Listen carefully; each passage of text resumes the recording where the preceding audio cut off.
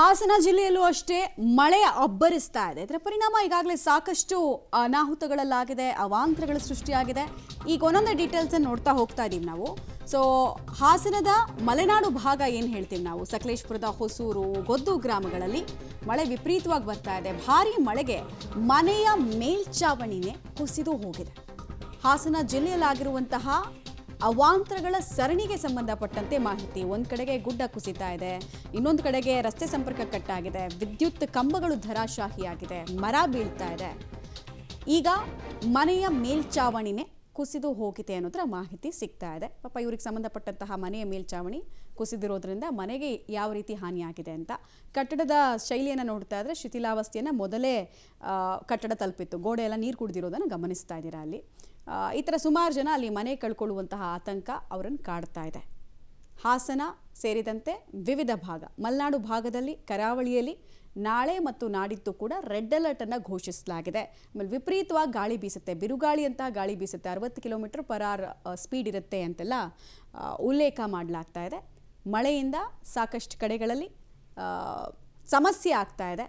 ಇನ್ನು ಕೆಲವರಿಗೆ ಮಳೆ ಸಮೃದ್ಧಿಯ ಸಂಕೇತವಾಗಿ ಖುಷಿ ಕೊಟ್ಟಂತಹ ವಿಚಾರ ಕೂಡ ಇದೆ. ಬಟ್ ಈಗ ನಾವು ಚಿತ್ರಣದಲ್ಲಿ ನೋಡ್ತಾ ಇರೋದು ಮಳೆಯ ಕಾರಣಕ್ಕಾದಂತಹ ಅನಾಹುತಗಳ ಪರಿಣಾಮ. ಭಾಗಶಃ ಕಟ್ಟಡಕ್ಕೆ ಹಾನಿಯಾಗಿದೆ, ಮೇಲ್ಚಾವಣಿ ಕೆಳಗೆ ಇದ್ದಿದ್ದರಿಂದ.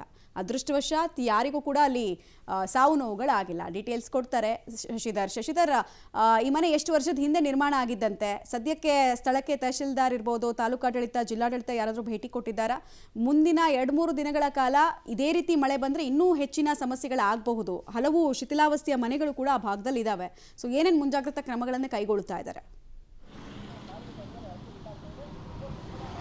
ಮಮತಾ, ಹಾಸನ ಜಿಲ್ಲೆಯ ಮಲೆನಾಡು ಭಾಗದಲ್ಲಿ ಧಾರಾಕಾರವಾಗಿ ಮಳೆ ಆಗ್ತಾ ಇದೆ. ಅದರಲ್ಲೂ ಹಾಸನ, ಬೇಲೂರು, ಸಕಲೇಶಪುರ, ಆಲೂರು ತಾಲೂಕಿನಲ್ಲಿ ಎಡೆಬಿಡದೆ ಸುರಿತಾ ಇರತಕ್ಕಂಥ ಮಳೆಯಿಂದಾಗಿ ಹಲವು ಅನಾಹುತಗಳೇ ಸೃಷ್ಟಿಯಾಗಿದೆ. ಸಕಲೇಶಪುರ ತಾಲೂಕಿನ ಹೊಸೂರು ಹಾಗೂ ಗೊದ್ದು ಗ್ರಾಮದಲ್ಲಿ ಹಳೆಯದಾದಂಥ 2 ವಾಸದ ಮನೆಗಳು ಕುಸಿದಿವೆ. ಅದೃಷ್ಟವಶಾತ್ ಮಲೆಯಲ್ಲಿ ಇದ್ದವರು ಪ್ರಾಣಾಪಾಯದಿಂದ ಪಾರಾದರೆ ಓರ್ವ ವ್ಯಕ್ತಿಗೆ ಗಾಯಗಳಾಗಿ ಅವರು ಸಕಲೇಶಪುರದ ಆಸ್ಪತ್ರೆಯಲ್ಲಿ ಚಿಕಿತ್ಸೆಯನ್ನು ಪಡೆದು ವಾಪಸ್ ತಳಿದ್ದಾರೆ. ಇನ್ನೂ ಸಹ ತಹಸೀಲ್ದಾರ್ ಆಗಲಿ ಎ ಸಿ ಅವರಾಗಲಿ ಯಾರೂ ಸಹ ಸ್ಥಳಕ್ಕೆ ಭೇಟಿಯನ್ನು ನೀಡಿಲ್ಲ. ಅವರು ಮಾಹಿತಿ ಬಂದಿದೆ, ನಾವು ಮೀಟಿಂಗ್ನಲ್ಲಿದ್ದೀವಿ, ಆನಂತರ ಅಲ್ಲಿಗೆ ಭೇಟಿ ಕೊಡ್ತೀವಿ ಅಂತ ಒಂದು ಸಂದೇಶನ ನೀಡ್ತಾ ಇರ್ತಾರೆ. ಮಲೆನಾಡು ಭಾಗದಲ್ಲಿ ಈಗಲೂ ಸಹ ಎಡೆಬಿಡದೆ ಮಳೆ ಆಗ್ತಿದ್ದು ಶಾಲೆಗಳಿಗೆ ಇಂದು ರಜೆಯನ್ನು ಸಹ ಘೋಷಣೆಯಾಗಿದೆ. ನೀವು ದೃಶ್ಯದಲ್ಲಿ ಗಮನಿಸ್ಬೋದು, ಇದು ಹೇಮಾವತಿ ಜಲಾಶಯ ಸಂಪೂರ್ಣವಾಗಿ ಭರ್ತಿಯಾಗಿದೆ. ಇದು ಕ್ರಸ್ಟ್ ಗೇಟ್ಗೆ 6 ಕ್ರಸ್ಟ್ ಗೇಟ್ಗಳ ಮೂಲಕ 32,000 ಕ್ಯೂಸೆಕ್ ನೀರನ್ನು ಹೊರಬಿಡಲಾಗ್ತಿದೆ. ಮಳೆ ನಿರಂತರವಾಗಿ ಬರ್ತಾ ಇದರಿಂದ ಜನಜೀವನ ಸಂಪೂರ್ಣವಾಗಿ ಅಸ್ತವ್ಯಸ್ತಗೊಂಡಿದೆ. ಅಲ್ಲದೆ ಹಲವೆಡೆ ಭೂಕುಸಿತ ಸಹ ಉಂಟಾಗಿದೆ. ಶಿರಾಡಿ ಘಾಟ್ ರಸ್ತೆಯಲ್ಲಿ ನೆನ್ನೆಯಿಂದಲೂ ಸಹ ಟ್ರಾಫಿಕ್ ಜಾಮ್ ಇತ್ತು.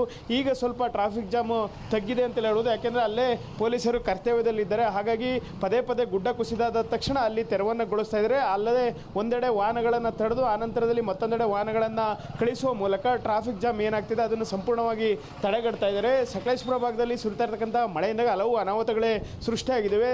ಜನನಿಬಿಡ ಪ್ರದೇಶದಲ್ಲಿರ್ತಕ್ಕಂಥ ರಸ್ತೆಗಳು ಸಹ ಸಂಪೂರ್ಣವಾಗಿ ನೀರಿನಿಂದ ಆವೃತವಾಗಿದೆ. ಆದ್ದರಿಂದ ಏನು ಇಲ್ಲಿನ ತಾಲೂಕು ಆಡಳಿತ ಜನರಿಗೆ ಕೆಲವು ರಸ್ತೆಗಳಲ್ಲಿ ಓಡಾಡಂತೆ ಎಚ್ಚರಿಕೆ ನೀಡಿದೆ. ಯಾಕೆಂದರೆ ಎರಡೂ ಬದಿಯಲ್ಲೂ ಸಹ ಮರಗಳು ಹಾಗೂ ಗುಡ್ಡಗಳಿರೋದ್ರಿಂದ ಅದು ಯಾವ ಕ್ಷಣದಲ್ಲಾದರೂ ಸಹ ಕುಸಿಯಬಹುದು. ಕುಸಿಯುವ ಹಿನ್ನೆಲೆಯಲ್ಲಿ ಏನು ಆತಂಕ ಎದುರಾಗುತ್ತೆ, ಅವರಿಗೆ ಪ್ರಾಣಹಾನಿ ಆಗ್ಬೋದು ಅಂತ ಹೇಳಿ ಮೊದಲೇ ಅವರಿಗೆ ಒಂದು ಎಚ್ಚರಿಕೆಯನ್ನು ಕೊಡಿದರೆ. ಈಗ ಸ್ಥಳೀಯರು ನಮ್ಮ ಜೊತೆ ಇದ್ರೆ ಅವ್ರನ್ನ ಮಾತಾಡ್ಸೋಣ. ಸರಿ, ಹೇಳಿ, ಈ ಮಳೆ ಯಾವ ಪ್ರಮಾಣದಲ್ಲಿ ಆಗ್ತಿದೆ, ಏನೆಲ್ಲ ಅನಾಹುತ ಆಗ್ತಿದೆ?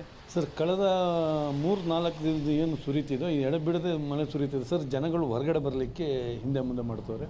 ಆಮೇಲೆ ಈ ಸಾರಿ ಮಳೆ ಸುರಿದಿರೋದು ಅದೊಂಥರ ಮೇಘಸ್ಫೋಟದಂತಹದ್ದಾಗಿದೆ ಸರ್. ಮಾರ್ನಳ್ಳಿ ಸಮಯ ಈ ಹಿಂದೆ